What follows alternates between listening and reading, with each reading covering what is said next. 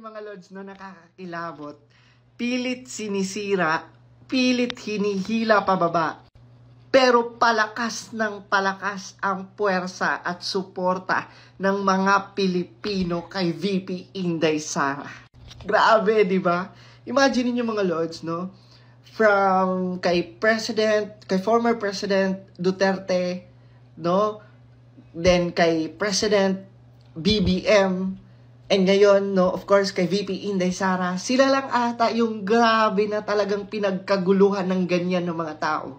Di ba, na every time pupunta sa isang lugar, every time, di ba, talagang pangmasa talaga sila, no? Talagang dinudumog, di ba, kumbaga talagang hinihintay, nananabik, no? Nananabik ang mga Pilipino every time dadalaw at pupunta, no? Sila former President Duterte, si President BBM, and ngayon na si VP Inday Sara, no? Sa iba't ibang lugar, talagang dinudumog talaga. Grabe mga Lods, no? Kaya iyan ni Risa Hontiveros? Diba? Ganyan ba ang response ng mga tao kay Risa Hontiveros? Sa mga, lalo na yung ina nyo? Diba? At sa iba? Diba? Hindi. Kasi alam ng mga tao sino ang totoo at alam ng mga tao kung sino talaga ang may nagawa sa bayan natin. Diba? Actually, Duterte's grabe. No? Talagang dinudumog talaga sila, lalo na si VP Inday Sara, no? Kahit saan siya pumunta, talagang yung appreciation at saka inspiration na bit-bit at dala ni VP Inday Sara sa mga tao. Grabe, no? Maramdaman mo talaga. And grabe, sana lang talaga, no? Dinggin ni VP Inday Sara ang kagustuhan nating tumakbo siya, no? As president. Wow, talagang, di ba? Talagang alam ko, di ba, na maibibigay and at the same time, maipapadama sa mga Pilipino kung ano ang deserve, no? At kung ano ang para sa Pilipino. Nakakatawa lang mga Lods, no? Kasi kahit anong pilit nilang paninira kay VP Inday Sara, panghihila kay VP Inday Sara, pero yung mga tao, di ba, yung majority of the Filipinos ay mataas ang paniniwala, no? At matatag ang kanilang paniniwala, no? At respeto kay VP Inday Sara. 'Di ba? Yan yung tunay, 'di ba? Yan yung tunay. Hindi mayabang, 'di ba? Hindi puro putak. Gumagawa lang, tumatrabaho lang. Kaya before nyo siraan si VP Inday Sara, before kayo mag-ambisyon at before kayo humangad, no, maghangad na maungusan nyo si VP Inday Sara, gawin nyo muna ang nagagawa niya. I-make sure nyo muna na kung papaano tratuhin at i-welcome ng mga tao si VP Inday Sara, make sure na ma-experience nyo rin yun. Kasi pag hindi, huwag na kayong mag-ambisyon. Kahit anong paninira nyo kay VP Inday Sara, pipiliin at pipiliin pa rin siya ng mga tao.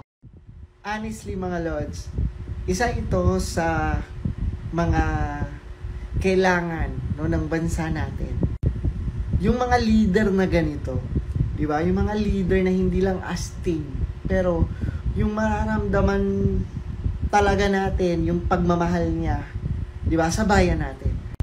Katulad ni VP Inday Sara, di ba, naging Army Reserve Force pala siya. Amazing, no?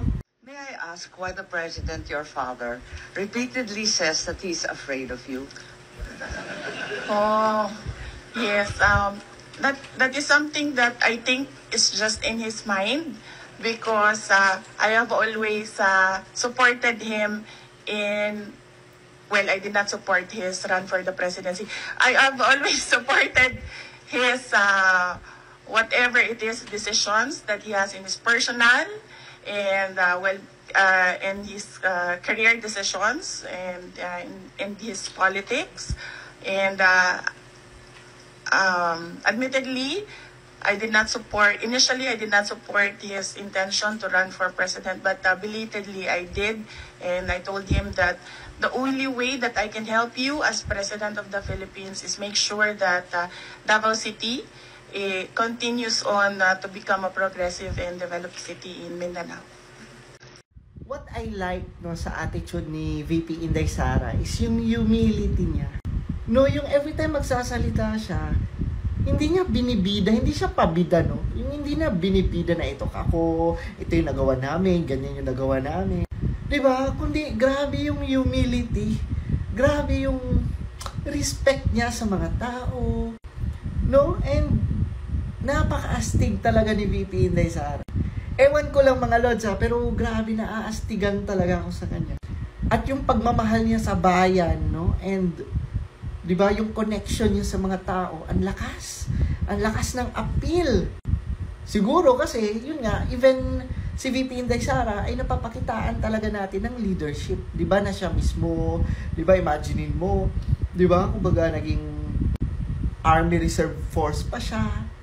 Di ba, yung pagmamahal niya sa bayan ay pinapakita niya sa gawa, pinapakita niya sa resulta. Hindi niya pinapakita sa yabang, Hindi niya pinapakita sa puro salita. Pero talagang gawa lang talaga, si VP Inday Sara. Yan ang VP ko, astig. 'Di ba? Hindi katulad sa iba diyan. Ang ingay-ingay para lang sabihing matapang, para lang sabihing maraming nagawa. 'Di ba? Ang yabang-yabang. Alam nyo, kahit anong gawin yung paninira kay VP Inday Sara, kahit anong gawin yung panghihila sa kanya pababa, hindi nyo maiaalis sa mga tao ang malaking respeto at tiwala ng mga tao sa mga Duterte, and of course, lalo na kay VP Inday Sara.